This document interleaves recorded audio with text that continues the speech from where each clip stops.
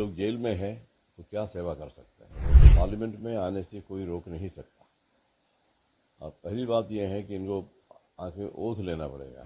जनता ने इनको चुना है और जनता को भी मालूम है कि वो जेल में है, वो जेल में रहेंगे। जब तक उनका केस चलता रहेगा तब तक वो रहेंगे। इसमें कानून ये है कि जब तक वो डिस्क्वालीफाई सजा नहीं मिलता उनको, तब तक वो एमपी भी बन सकता है, एमएलए भी बन सकता है। ये जो जीत गए हैं लोग जो जेल में हैं, अब पहला सवाल ये है कि वो जीतने के बाद पार्लियामेंट में आ सकते हैं या नहीं। पार्लियामेंट का काम वो क्या कर सकते हैं या नहीं।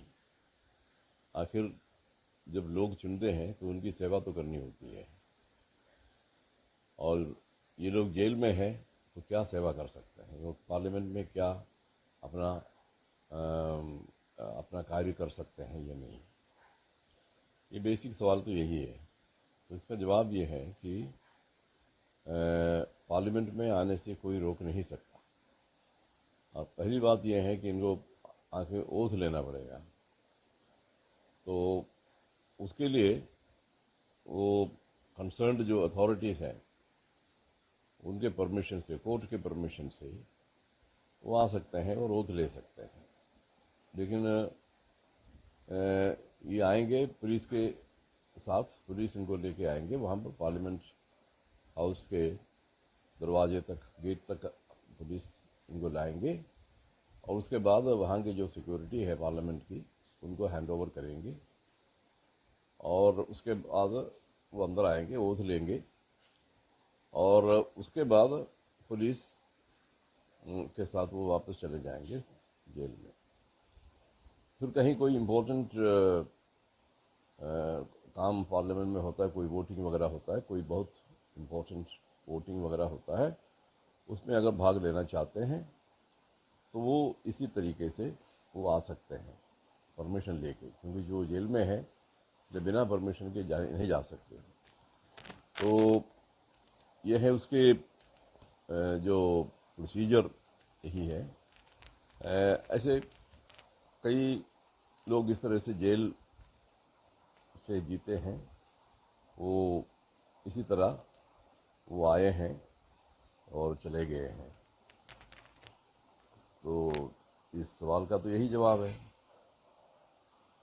पीडीटी जी, अपना आचार्य जी ये बताइए कि बार बार पैरोल मिलना, पहली बात ये, चलिए जनता ने उनको चुना और वो सांसद बन गए, और वो कैसे तो वो सेवा करेंगे, और पैरोल कितनी बार मिलेगा उनको, कितने दिन के लिए पैरोल मिलता रहेगा उसको। नहीं, ये पैरोल वैसे नहीं है। ये तो बिना पैरोल के तो कोई नहीं आ पाता है। ये पार्लियामेंट के जो नॉर्मल पैरोल होता है ना, वही वो नहीं है।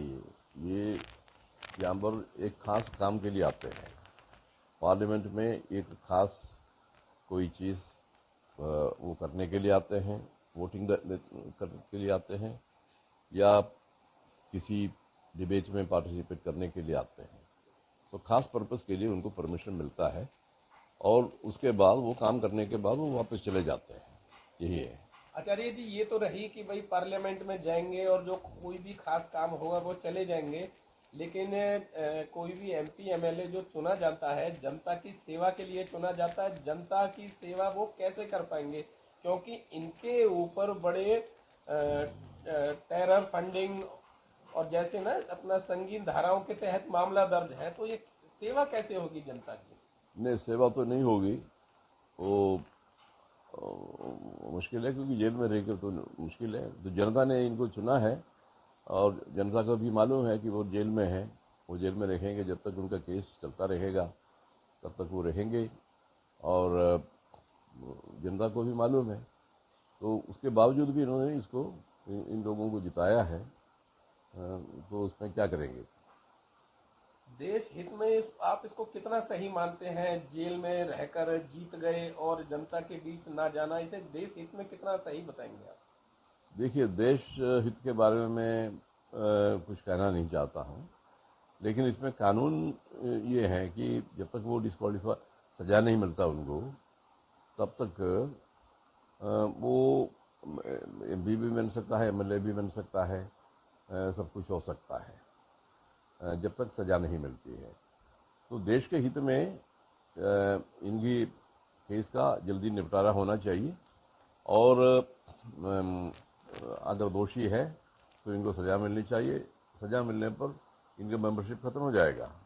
यही है देश हित में तो यही है। देश हित में मतलब कि अगर इनको कल सजा हो जाती है एग्जाम्पल के लिए, तो उसके बाद क्या है, इनकी जो मेंबरशिप है पार्लियामेंट की वो रद्द हो जाएगी जी? और क्या 2 साल से ज़्यादा अगर सज़ा मिलता है, 2 साल और उससे ज़्यादा, तो इनकी मेंबरशिप खत्म हो जाएगा। यही है। तो क्या कहेंगे आप, मतलब कि एक आम वोटर को आप क्या संदेश देना चाहेंगे, इस तरह से किसी भी मुजरिम को, आरोपी को जिताना कितना सही है? वो तो उसके बारे में मैं कुछ नहीं कह सकता, क्योंकि वो जनता की अपनी चॉइस है। हम कहते हैं ना, जनता जनार्दन है। तो उसके बारे में हम क्या कहेंगे। मैं तो एक इंडिविजुअल हूँ, मैं जनता की जो चॉइस के बारे में कुछ नहीं कह सकता।